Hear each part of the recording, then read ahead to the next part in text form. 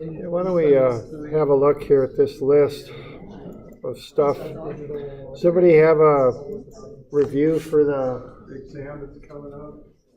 I handed this one out too.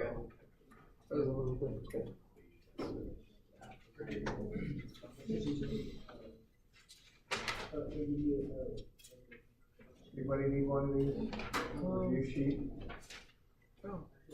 It has a list of the stuff on it that we'll cover on the test, and it has some of the problems there that came off of old tests. It's available online for those of you online that are test review downloads.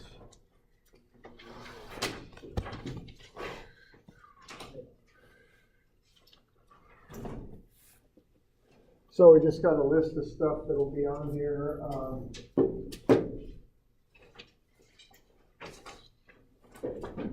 So we start off with the kinematics material. And what that is constant acceleration and then variable acceleration. So either of those things could be on there. There's equations for both. You can always use the calculus stuff if you like. You can only use the constant acceleration algebraic equations if you got constant acceleration. Let's see, with this stuff, just watch your direction and your assumption of initial conditions for the constant acceleration. For the variable acceleration, watch your limits particularly, and just get that standard kind of thing down where you set up an equation, set it equal to something like ds dt or dv dt or whatever, and then split it up, get the proper variable with the proper differential, and then you can integrate them. Just be sure you pick the right equation to begin with. You're looking for relationships that match. So for instance here, if you've got acceleration as a function of displacement s, you'd want to use that relationship there. Okay. So you kind of pick the relationship, put your stuff in, and then get the differentials, the dA, d, or the ds, dv, dt, et cetera, lined up with the proper variable. Okay, is how you want to do that.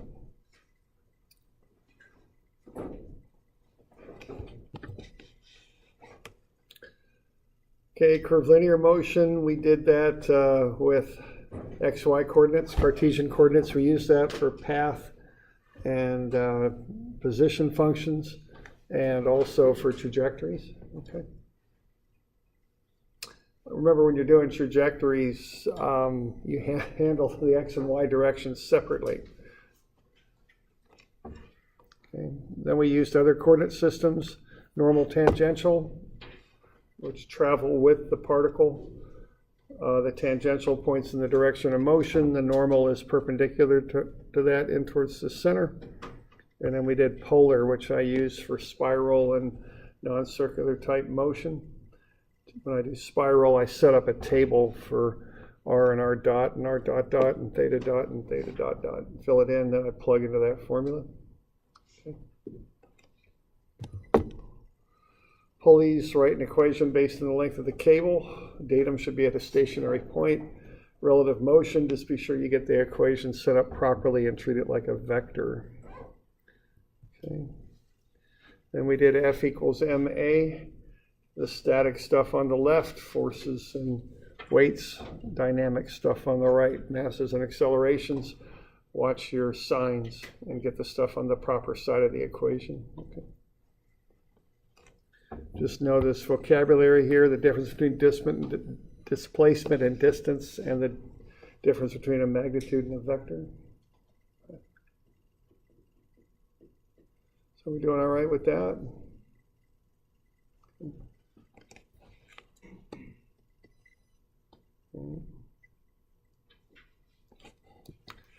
All right, and then I just got some old test questions there. We got a ball shot horizontally off a tall building.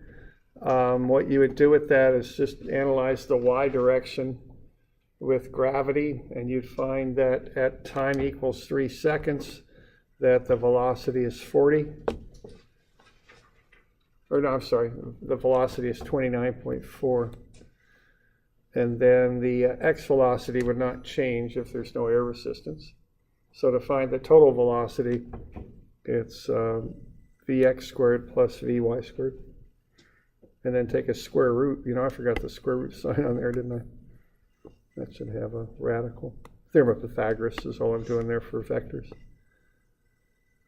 Like so. Okay. And then the motion would be parabolic. Constant in the x with an increasing y would get you a parabolic motion. Okay.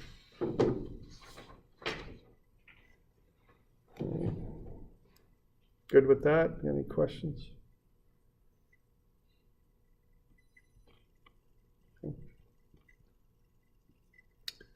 Okay, the next one is finding the total acceleration of this windmill, I think it is.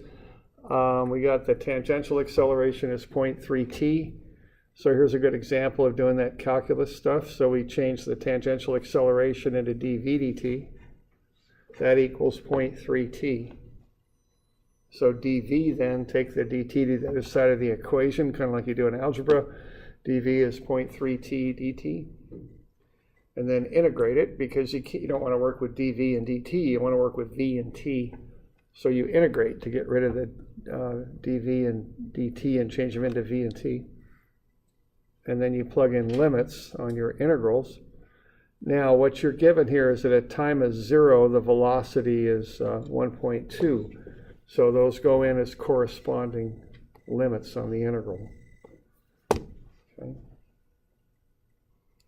And then once you've got that, you go ahead and integrate. I keep my top limits as variables. So what I end up with then is v is 0.15 t squared plus 1.2. And then I'll plug in the time, which is 3. And I'll get the velocity then is 2.55 meters per second. All right, once you got that, you can find the normal acceleration. V squared over r is 1.3 meters per second squared.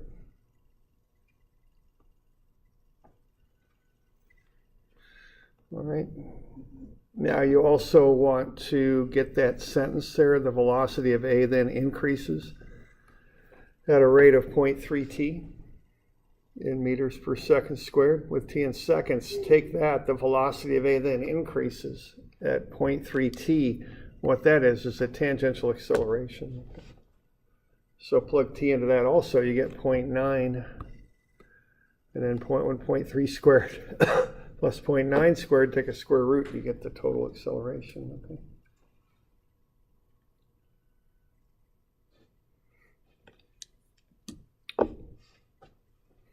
So that one involves doing one of those integrals. It also involves understanding that when something moves in a curve, you've got a normal acceleration, and that to find that, you have to know what v is. And then the total acceleration is a vector, square root of sum of the squares for normal and tangential. Will we be asked to find the direction of the acceleration and velocity? It could be, yeah. I mean, it's pretty wide open what you might be able to do. Does that apply more to the normal tangential stuff or the forward? Well, it applies. It could apply in any situation. I mean, if I asked you that, I'd have to specify, which blade and what time. Okay, let's say it's the top blade. You'd have the tangential going that way and the normal doing that, and you could do a vector, arctan and get the, the direction. So I could have you throw vectors on there, I guess, for about anything really. Okay. Other questions on it?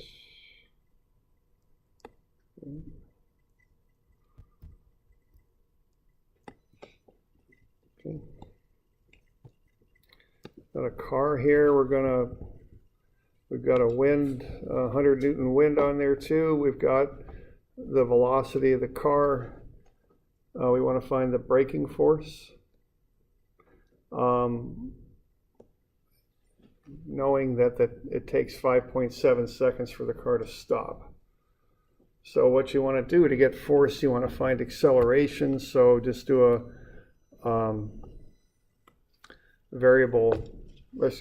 constant acceleration there. We're assuming acceleration is constant. So we got the stopping velocity, of course, is 0. V0 is given at 18.2, and then you've got it stops in 5.7 seconds. So you can work down through there and find that the acceleration is 3.9 to the left. We got a little bit of a free body diagram going on here. We got the brake force going to the left. We've got the wind going to the right. We go sum of Fx is max. I'm calling left positive, which is fine if that's what you want to do. Okay, F brake then is to the left, so that's positive. The wind force is negative, going in the opposite direction to the right there. And then that's equal to ma to the left, so that's positive. So I got the forces and weights on the left. I've got the mass and acceleration on the right. I've got the proper signs on everything. And then I can just work through that and find the braking force. It's 2,016 newtons.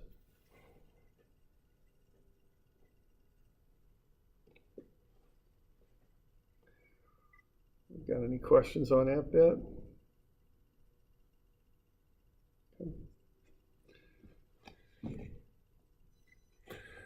All right. Okay, then we got a person walking inward on a rotating platform there. You're given a lot of the information in the problem statement. So that's a spiral problem. As that person walks in and the thing's rotating, you'll get a motion kind of like that, kind of a spiral motion. So you want to go with polar coordinates. All right, so what we got here, you look at the problem statement and start to fill this thing in. You've got that the person is walking inward at a constant rate of 1.2 meters per second. Now, inward means negative, so you want to pick that up. They start on the edge of the platform of the merry-go-round there, which has a radius of 3 meters. So that's going to be, for the position, the r, the radius length at any given time, that'll be the starting position 3 minus 1.2 t. Okay? So at t equals 0.6, you get 3 minus 1.2 times 0.6. All right. Now you could look at that and kind of infer that, because you know the person's starting at an offset at a radius of 3 and is moving inward at 1.2, but you can also go through and integrate that out. You know that r dot, what that is dr dt, and that's minus 1.2 inward. So you could solve for dr, it's minus 1.2 dt. And then integrate at a time of 0, the person's 3 meters out from the center. So you could do it with a calculus as well. You could do it with a constant velocity equation too. I mean, there's many ways you could figure that out. However you do it, you just want to get to that equation there for r, and then find what r is when t is 0.6. Okay.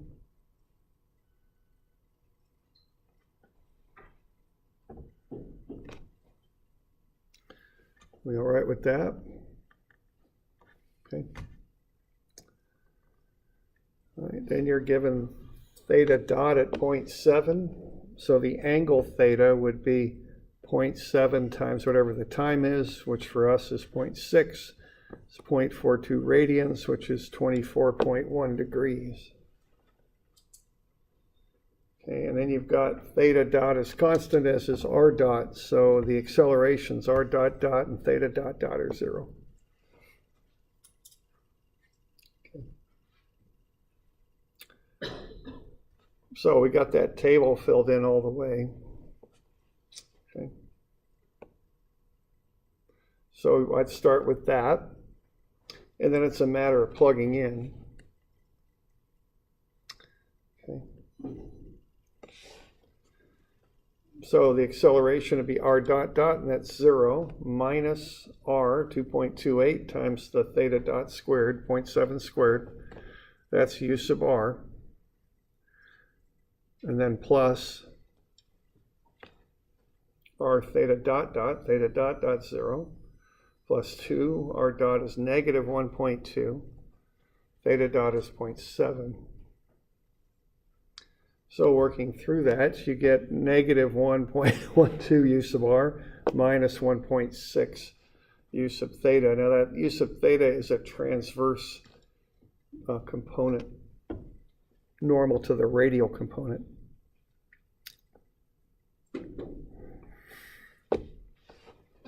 So to get the total acceleration, you can just take square root of sum of the squares and get 2.02 meters per second squared.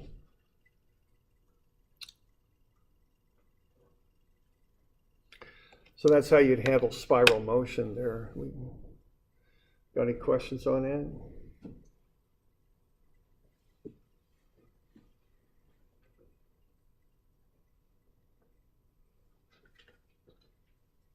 Doing all right.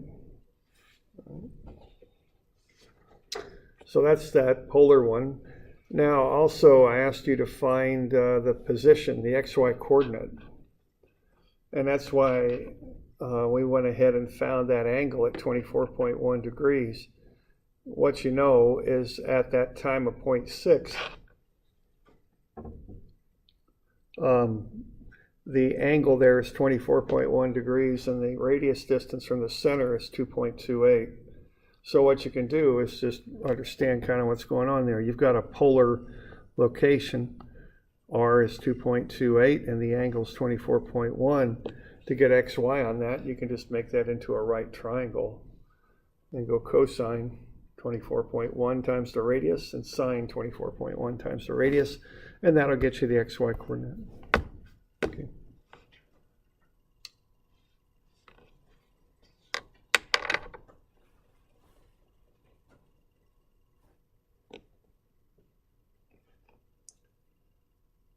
You okay with that? Okay. Questions?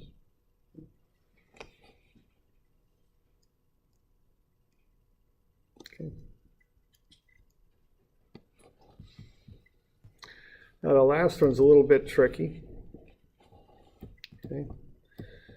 So on this one, what you got there, you got a mass inside a cone, and the cone's rotating. You want to find the force of the cone on the mass.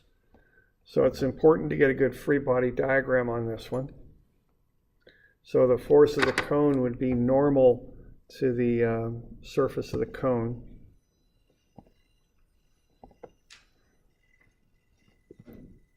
So right there, okay, that's a right angle.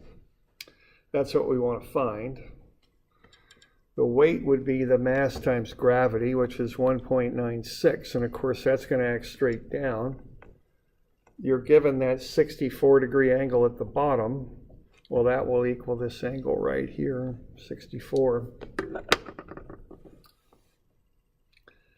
And then you've got the normal acceleration, which is horizontal, because that cone, or the little weight there, would rotate in a horizontal circle. So that normal acceleration acts in towards the center. And then you're probably going to have some friction here, either acting up or down. Now, I don't know which, but it's going to be there. So I do think you want to get that on your free body diagram. Okay. So there's a free body diagram describing that situation.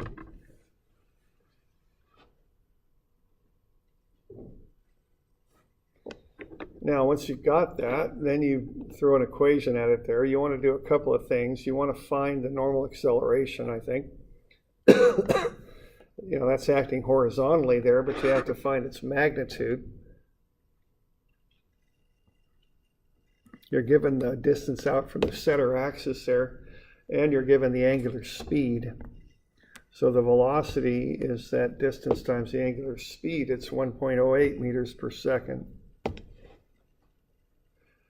To find the normal acceleration, you square that and divide it by the radius, and it's 4.32. So that's the normal acceleration. So you got a pretty good free body diagram there.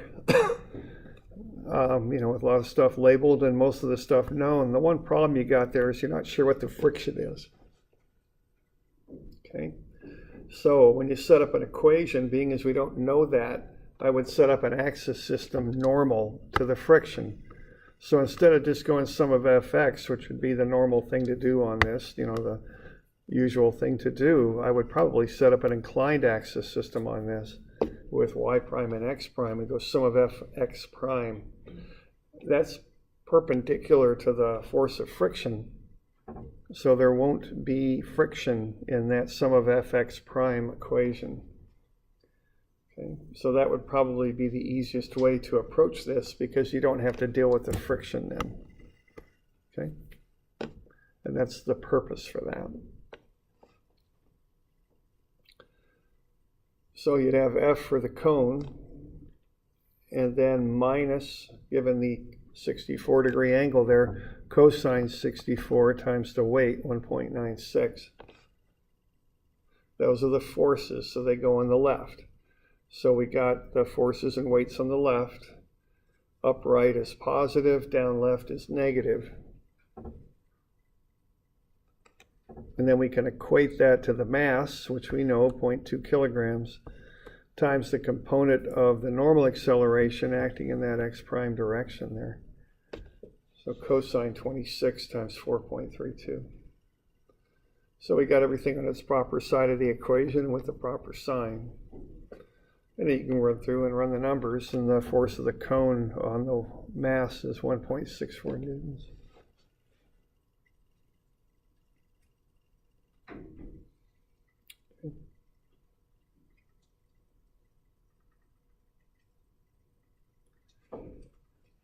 You got any questions on that one?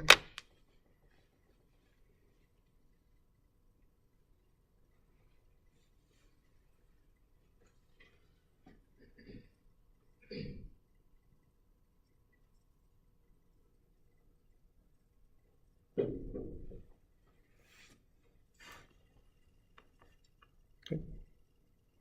So that one's a little tricky. Just that friction there enters into that. And that's what you had to consider on that. Okay.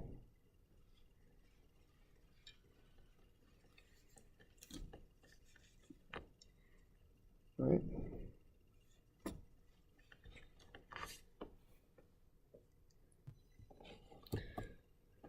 Now, don't take too much from these review problems. They're just problems I've picked off of old tests. I mean, study the whole list and just, be comfortable with everything. Don't just focus on this stuff. There's more to it than just that, okay?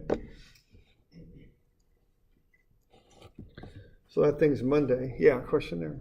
I have two questions. My first one is, do you know how many problems are going to be on the midterm? Not sure. Usually it's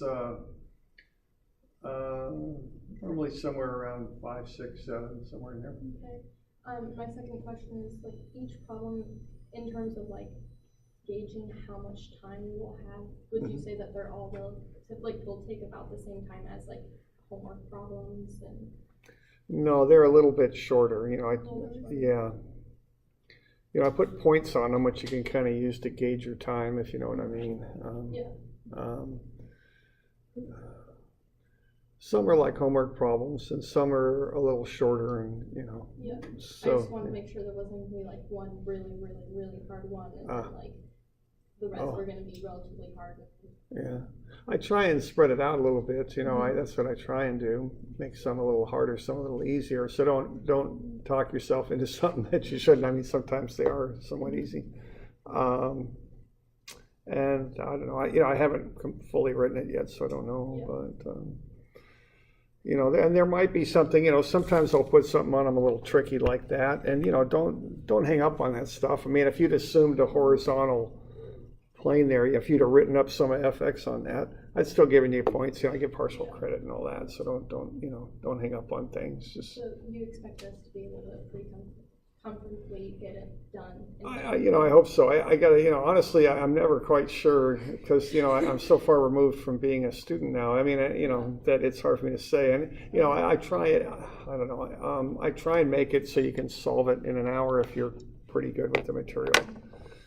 But honestly, sometimes I've messed up. I mean, we sometimes have teachers who purposefully have us finishing when the Oh. test is finishing, so we don't have time to go over that kind of thing. Oh, yeah, I don't really, Yeah. I try not to, but, it is challenging though for me, because to fit all this stuff on an hour-long test is challenging, so, I don't know. I tried not to do that, but sometimes I fail. And I attempt to do that. So, I'll compensate for that if it seems to be the case when I grade it. I mean, I don't know, that's probably not much of an answer, but it's the best one I've got. I mean, it's a better answer than Okay, all right, okay. than what I had before. All right, so yeah, that's what I got. So, all right. Okay, so, all right with that?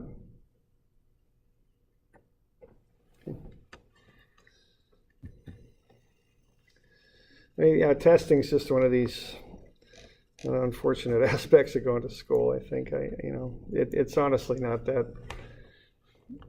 Of all the things you do, it's one that least relates to what you do when you work and that sort of thing. It's not, but it's just this kind of necessary evil in the system we use. So it's just kind of how it is.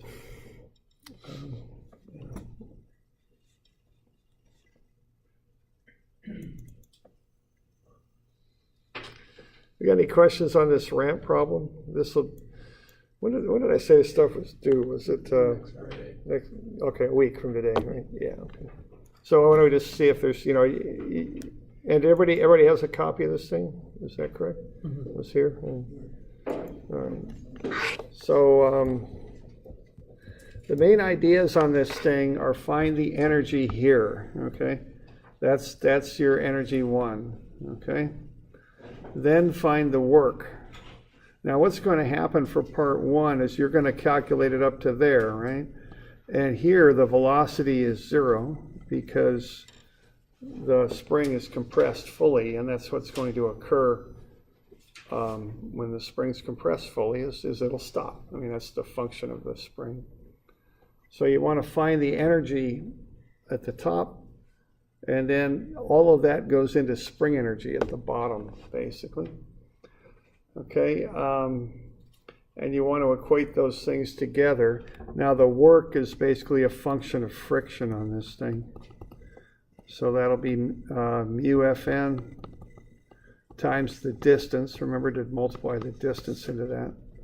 And keep in mind that your normal forces change. You've got one normal force here, but a different one when you're on the ramp because you're angled, okay?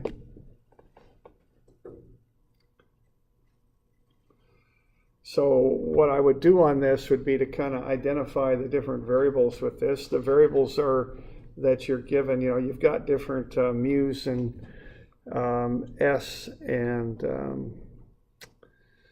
US and what's K, that's right. So those 3.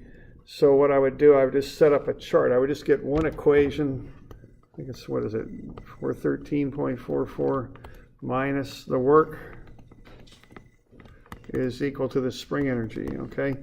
And then you know that S has to be less than or equal to 3.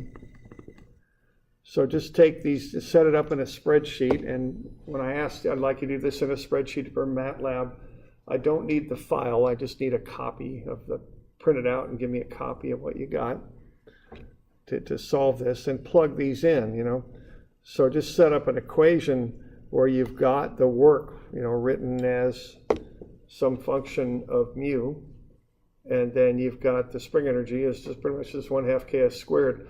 Plug in all the possible combinations of mu and k and see what S is.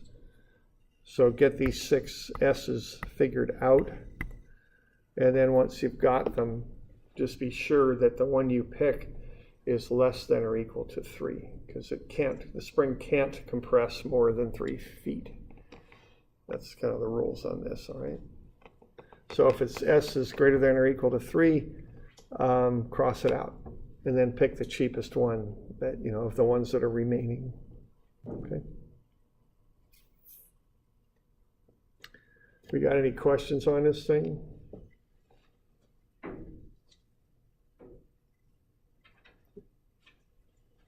You doing all right? Okay. Okay, so the first part is just to write up the equation, figure that out. Then the second part is to set up MATLAB or a spreadsheet that does these tests these 6 cases. And then the last part is to use the slide that you pick in part 1 and 2. So you're going to pick a slide, use it, and then determine how low to set this drop box. So how far down will you set it? Because of course this is, so you're going to do a second thing. Instead of using a spring, you're going to use a box that'll just catch these things as they shoot off the end of the slide. So you're going to want to know how far below the level of the slide to set the drop box for the slide that you picked, okay, in the previous parts.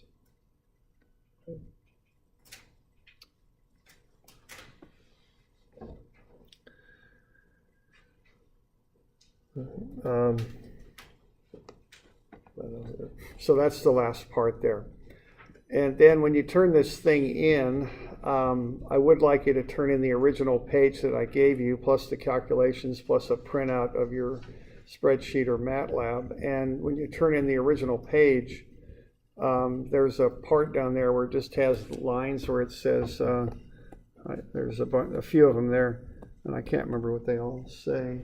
But fill those in, okay? Sometimes I have people turn in all this work, and they don't really identify what the answers are. They give me the work, but that seems to have come up sometimes with this. So tell me what your mu is, your K and your cost, and then your H.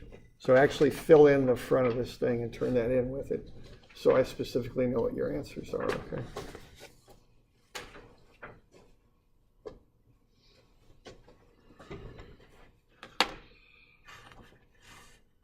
All right. So that'll be due a week from today. Let's see.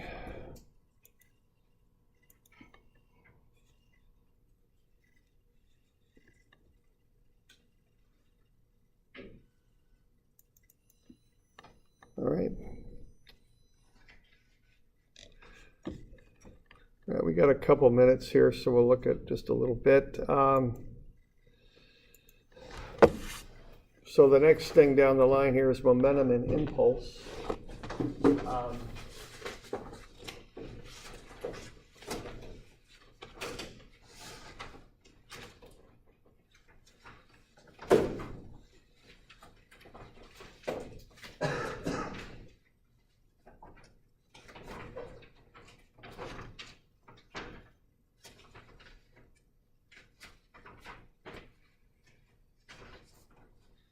This 450 is where it's at.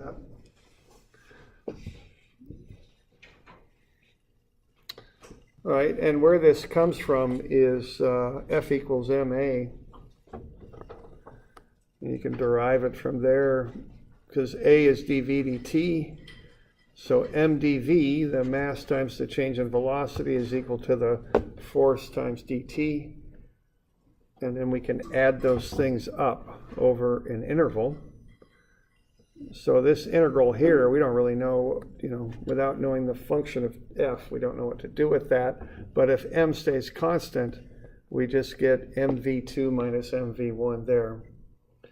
So we can rearrange that equation and get our basic momentum equation here. mv1 plus the sum of f dt is mv2. So mv is called momentum, and the integral of f dt is called impulse. So we get initial momentum plus impulse is final momentum. That's how we can analyze things. Okay, now when you look at the units here, MV is kilogram meter per second if you're in the metric system. So what you're going to do here is you're going to equate MV, which would be a kilogram meter per second, with a force times a time, which is impulse. Okay, now those units don't seem like they match because you got kilogram meters per second for momentum and Newton seconds, force times time for impulse. But remember that a Newton is a kilogram meter per second squared with F equals MA. So you can plug kilogram meter per second squared in for Newton, and then one of those seconds will cancel. So for both sides there, you get kilogram meter per second. So the units work. You don't need to be carrying them through all the time. What you can do is just use standard units. If you're in metrics, kilogram, meter, second, and Newton. If you're in English, pounds, feet, seconds, and slugs. If you do that, it'll come out. Don't worry about it, okay? But I just want to show you there once that they actually do work. Okay. So momentum is a mass times a velocity. And a good example of that is a train. You know, you always want to be careful around trains because they can't stop very quickly, because they can't make brakes very in any sort of realistic way that can exert a big enough force to slow down that huge mass times its velocity. Okay, so if you're around trains, of course they can't stop very quickly. If you're driving on the highway and you got semi trucks going around, you always want to give them lots of room because they can't change their momentum very quickly. All right, so that's kind of the practical aspect of that. That's that concept of momentum. So even though a train may not be going really fast, it's got so much mass that it'll have a lot of momentum. Okay. Now, what we use momentum for typically are collisions. Okay. What we can do is we can look at what you can do with a collision is you have what's called conservation of momentum, and this is a very common thing to do with this. If you take your system as being all the objects that are going to collide, the force exerted by one object, let's say A on B, is the exact negative of the force exerted by B on A. So what that does is it takes the impulse out of the equation, and you end up with something called conservation of momentum. Like so. So when we're analyzing a collision like that, what we've got there is conservation of momentum. And that's treated like a vector, and that's a very common way to analyze a collision. Okay.